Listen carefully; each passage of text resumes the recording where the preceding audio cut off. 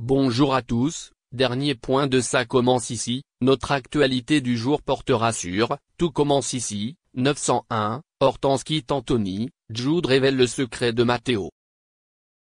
Dans l'épisode 901 d'Ici Tout commence, diffusé le mercredi 10 avril 2024 sur TF1, après des semaines à contrôler tout ce qu'il mange, Solal comprend qu'il a pu développer un problème de comportement alimentaire.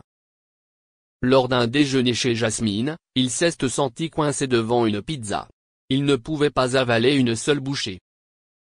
Il se rend chez Gaëtan et lui raconte ce qui s'est passé. Le coach sportif a accepté de l'aider dans ses démarches pour rééquilibrer sa vie.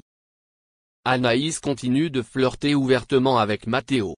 Le jeune homme a terminé en expliquant qu'il avait été arrêté, sans entrer dans les détails. Elle était quelque peu bouleversée mais accepta sa décision. Plus tard, le patron de Doubla est venu voir Jude pour s'excuser et lui a dit que Matteo lui avait tout avoué sur sa liaison.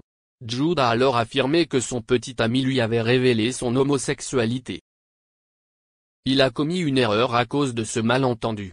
Jude révèle donc son histoire avec Matteo à Anaïs, qui est très heureuse pour eux. Lui aussi mais ne veut pas que leur secret soit révélé.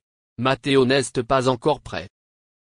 De son côté, Hortense voyait Anthony s'éloigner le plus possible de l'institut.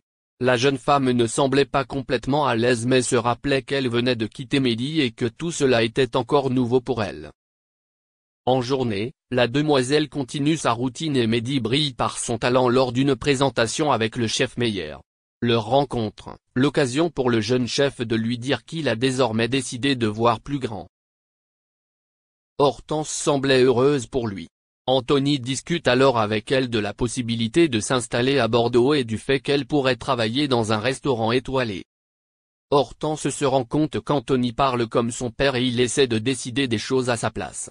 Elle réalisa que tout cela n'était qu'une erreur et le quitta. Merci d'avoir regardé et à la prochaine vidéo. N'oubliez pas de vous abonner à notre chaîne. En attendant, dites-nous ce que vous en pensez dans la section commentaires ci-dessous. Au revoir. Pas déconner. Souligne Michel dans les colonnes de la Nouvelle République. Rappelons que le second tour de l'élection présidentielle opposera Emmanuel Macron à Marine Le Pen. Après une période de stagnation de 3 ans, la carrière de Michel Sardou redécolle en 1970 avec les bals populaires. Ce titre le place pour la première fois en tête du hit parade pendant une semaine, et marque l'envol de la carrière du chanteur. Plusieurs titres lui offriront le même honneur tout au long des années 70, dont le tube intemporel La Maladie d'amour. Ce titre et son album éponyme restent à ce jour le plus grand succès du chanteur de variété. La Maladie d'amour installe Michel Sardou au Panthéon.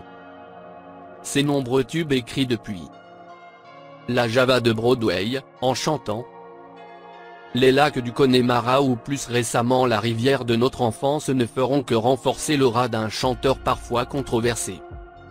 Ses prises de position, mais aussi ses propos parfois qualifiés de racistes ou sexistes, écornent l'image d'une des légendes de la chanson française.